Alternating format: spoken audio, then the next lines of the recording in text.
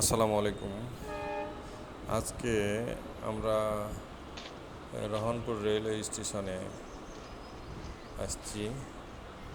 Rohanpur railway station থেকে রাজশাহীর উদ্দেশ্যে এই রেলওয়ে স্টেশনের উপস্থিতি।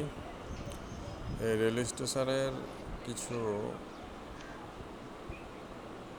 জানব ইতিহাস। যদিও ইতিহাস সম্পর্কে আমার তেমন কোনো ধারণা নেই। ভাবছি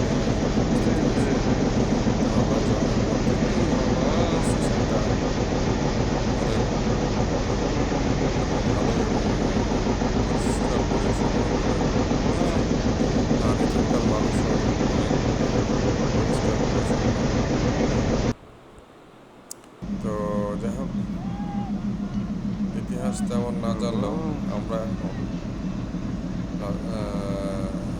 বগির সাথে ইঞ্জিন কীভাবে সেট করে বা জোড়া লাগায় সে বিষয়গুলো লক্ষ্য করব বা দেখার চেষ্টা করব। আমরা কি কখনো দেখেছি যে রেলের বগির সাথে ইঞ্জিনের যে জোড়া লাগায়, এই যে যেটা ঘোরাচ্ছে, জানি না এটা কি, এটা আমরা সাধারণত বলে থাকি হোক, রেলওয়ে ভাষায় কি বলে এই বিষয় সম্পর্কে আমার তেমন কোনো ধারণা নেই। আজকে এখানে স্টেশনে আসার পরে এই সেম জায়গায় দাঁড়ানো ছিলাম। দাঁড়ানোর ফলে এই জিনিসটা আমি দেখতে পেলাম। সেক্ষেত্রে একটা আমি ভিডিও করলাম যে কীভাবে ইঞ্জিনের সাথে বগির জোড়া লাগানো বা হুক দিয়ে কীভাবে জোড়া লাগানো সিস্টেম, সেই সিস্টেমটা দেখব। তো মাশাআল্লাহ দেখতে পেরেছি, একটা ভিডিও বানিয়েছি সকলকে দেখানোর জন্য। তো এটা দেখলাম, এই যে রাবারের এটা সম্ভবত প্রেশার, যেটাকে হাওয়ার প্রেশার বলে, এই প্রেশারের মাধ্যমে কাজ করে। প্রেশারটা সম্ভবত আপনার হয়তো হাইড্রোলিক ব্রেক, যেরকম ওই ব্রেকের মতো কাজ করে কিনা আমি জানি না, কিন্তু জোড়া লাগানোর এটা দেখলাম।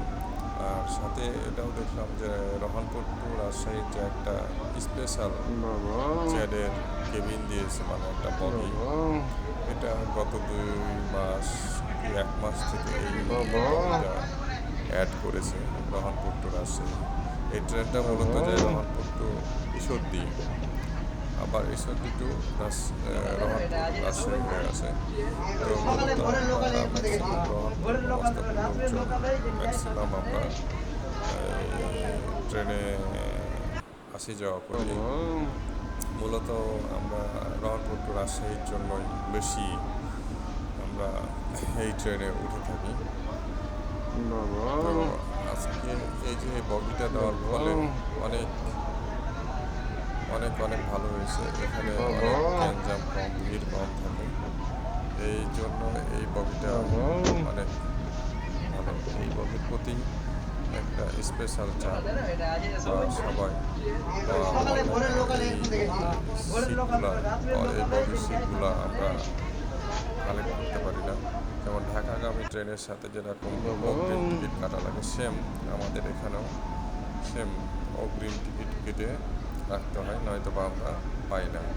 তো বন্ধুরা ভালো থাকেন, আল্লাহ হাফেজ।